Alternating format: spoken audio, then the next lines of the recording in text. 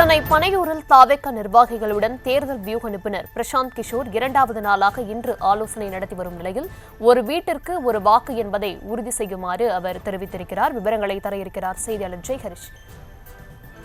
ஜெரி, வணக்கம். விவரங்களை வழங்கலாம். வணக்கம். தமிழக வெற்றிக் கழக பொதுச் செயலாளர் புசி ஆனந்த் மற்றும் தேர்தல் வியூக வகுப்பாளர் ஆதவ் அர்ஜுனா ஆகியோர் பனையூரில் இருக்கிற ஆதவ் அர்ஜுனா இல்லத்தில் தற்பொழுது ஆலோசனை மேற்கொண்டு வருகின்றனர். நேற்றைய தினம் விஜயனுடைய இல்லத்தில் முதற்கட்ட ஆலோசனை பிரசாந்த் கிஷோர் உடன் நடந்த நிலையில இன்று இரண்டாம் கட்ட ஆலோசனை நடைபெற்று வருகிறது. இந்த நிலையில நேற்று பல்வேறு விஷயங்களை பிரசாந்த் கிஷோர் அறிவுரைகளாக வழங்கியதாக கூறப்படுகிறது. அதாவது சமூக ஊடகங்களில் தமிழக வெற்றி கழகத்தினுடைய பார்வை எப்படி இருக்கிறது, களத்தில் தமிழக வெற்றி கழகத்தினுடைய பார்வை பொதுமக்கள் மத்தியில் எப்படி இருக்கிறது என்று இரண்டு விதமான அறிக்கைகளாக அவர் கொடுத்து அந்த பவர் பாயிண்டில் அவருக்கு விளக்கியதாகவும் கூறப்படுகிறது. அதே போல 2026 சட்டமன்ற தேர்தலில் கூட்டணி வைத்தால் தமிழக வெற்றி கழகத்திற்கான சாதகம் என்ன பாதகம் என்ன என்பது குறித்தும் ஆலோசனைகளாக வழங்கியதாகவும் கூறப்படுகிறது.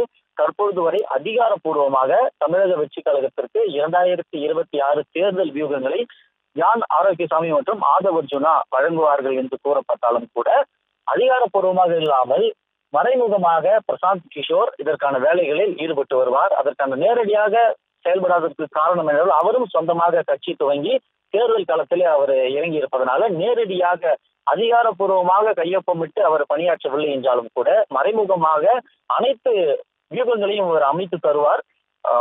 ஆதவ் அர்ஜுனா மற்றும் ஜான் ஆரோக்கியசாமியை கண்காணித்து அவர்களுக்கான முக்கியமான ஆலோசனைகளை வழங்குவார் என்றும் கூறப்படுகிறது. இந்த நிலையில தற்பொழுது பனையூரில் இருக்கும் ஆதவ் அர்ஜுனாவுக்கு சொந்தமான இடத்தில் இரண்டாம் கட்ட ஆலோசனை தொடர்ச்சியாக நடைபெற்று வருகிறது. இதற்கு 2026 தமிழக வெற்றி கழகத்தினுடைய எதிர்காலம் பிரகாசமாக இருக்கிறது என்றும் விஜயை புகழ்ந்திருப்பதாகவும் கூறப்படுகிறது. அதே போல ஒரு வீட்டிற்கு ஒரு வாக்கை உறுதிப்படுத்துமாறு பிரசாந்த் கிஷோர் அறிவுரைகளை வழங்கியிருக்கிறார்.